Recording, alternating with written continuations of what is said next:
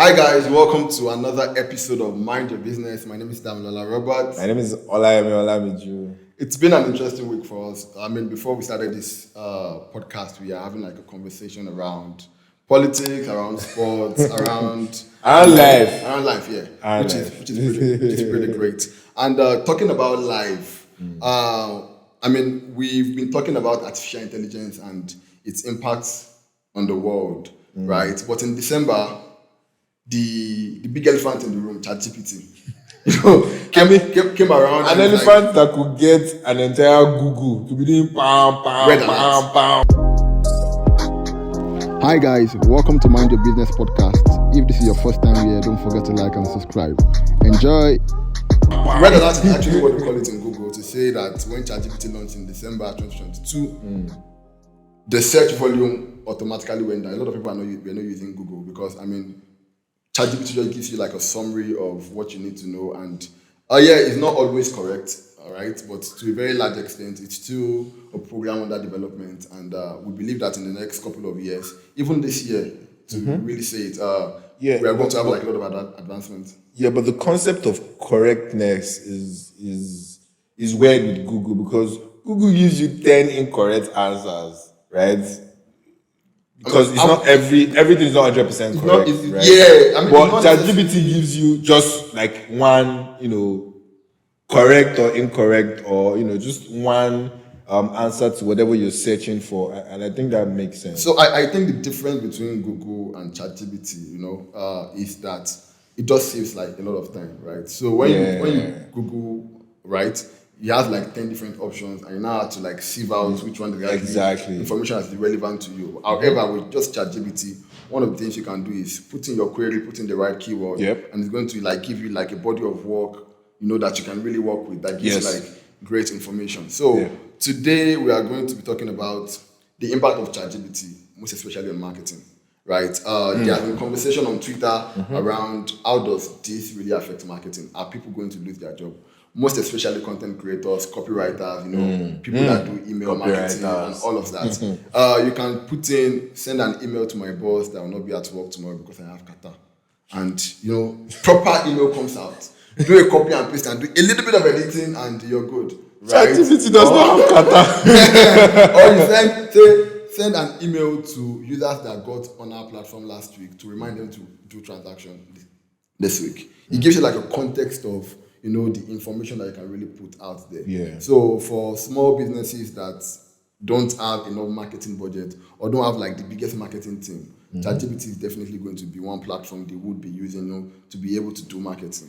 But in the real sense of it, how do you think this affects marketing overall? So I think holistically, ChatGPT helps in marketing in the sense that it helps people create faster, right?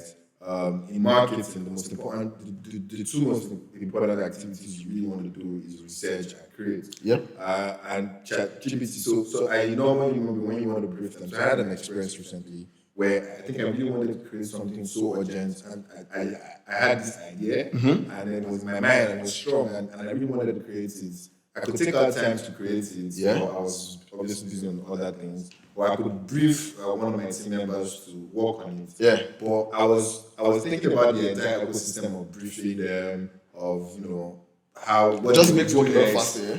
What do we do next, and all of that.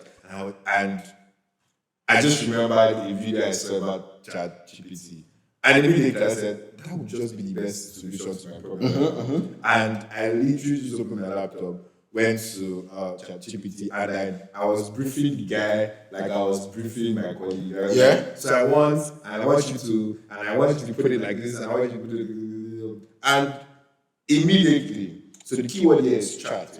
Immediately, like you're chatting with somebody, he just replied me with a comprehensive research and created outcome. In the sense that for a human being, you take out time to go and do research. You now take a break from your research that you spend 2 hours doing research and all of that. And now from your what you got from your research, you now have to take out time to create.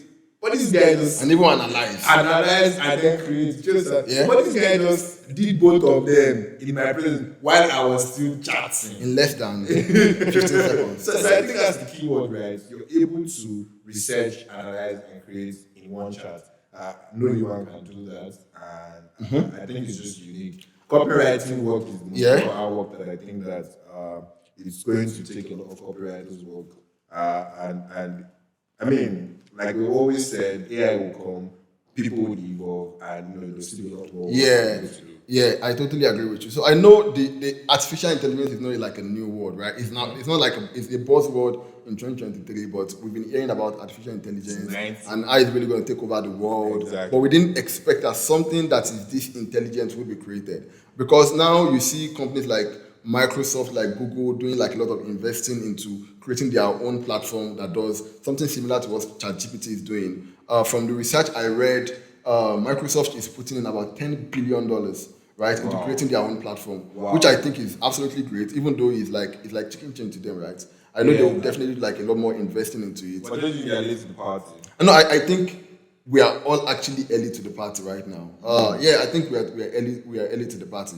A staggering stat that I saw while coming up with research for this conversation is in 2 months, over 100 million unique individuals requested a query on ChatGPT. That's the most adopted technology in the history of the internet. Exactly. How many days did it take for 1 million users again? Probably, if it's a million, it's not going to take more than a day. If it's looking like at a million user, it's not going to take more than a day. But I think another impact it does really have is on search engine optimization, right? It's super important for anybody who is doing SEO right now to know that when we get to a place whereby ChatGPT becomes a thing, a lot of people are not going to go and ask for query on Google again, right? So the reason why Google pressed the panic button and they called it code red is because when ChatGPT actually came out, a lot of people stopped using Google for inquiry, right? People are now using ChatGPT because it's a lot faster. And the good thing about it, you can actually have like a conversation with it. Exactly. Right? There's a continuous conversation that you can continue to have with it. Exactly. So in terms of marketing, you really want to look at what is going to be the future of search, right? What's going to be the future of search? How can a company position themselves in such a way that they still remain really relevant? Yeah, exactly. Right? Yeah, that's the word. Yeah. ChatGPT is actually recommending them to people searching for that particular query. Exactly. I'm sure that will be maybe an ad space in the future where they will look into. That's a place I think companies need to look at. Yeah, because at some point I really feel like, for every business you really want to monetize it, apart from the fact that you are paying the subscription fee, there is a marketing element that we don't know yet. However, you really want to make sure that when that time for change really comes, your company is positioned in a way so that you can really take full advantage of what that platform would really give. Yeah. I was doing an analysis of a lot of platforms I've been using, and then they asked me for premium. I'm like, go, I don't want.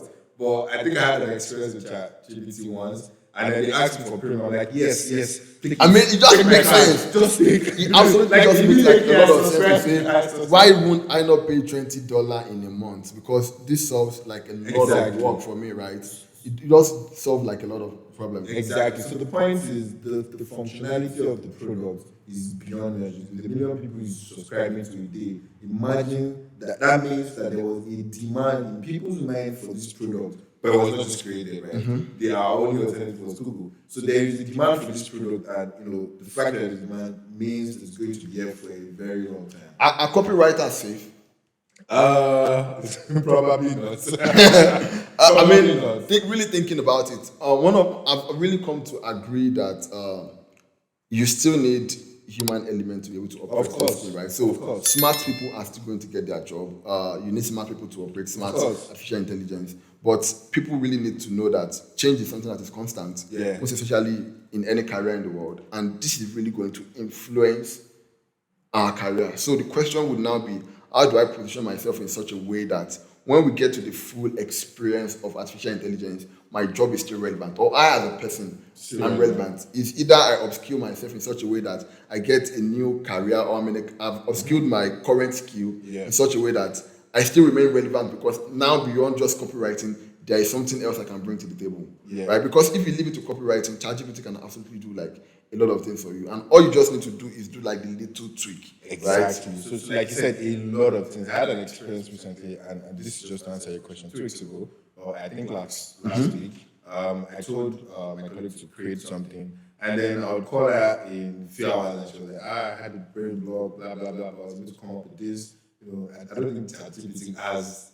brain block. No, there's no brain block. It's a computer. There's no creative block at any time. No creative block. Anyways, so I was like, oh, you have a creative block. And you just use ChatGPT to prompt you on what to create. I was like, hey, I use ChatGPT. I'm like, oh, so you were not going to tell me. Mm-hmm. So I think copywriters, we need to be able to be open about the fact that we are using platforms like this. Does it make people lazy though? It doesn't. It makes you more productive, I believe. And that was now my conversation I had. You use ChatGPT and then you still took so amount of hours to create this. The timeline in which you should use to create something should be shorter because you're using ChatGPT. You will still take your time, you will still need brain power, but the timeline should be shorter. So I think it increases productivity. For if you have the right team, if you have the right personnel, it just makes you work faster and better. How about independent thinking, right? Knowing that I really don't have to do like a lot of brainstorming, I can just ask this artificial intelligence and it's really going to give me an answer.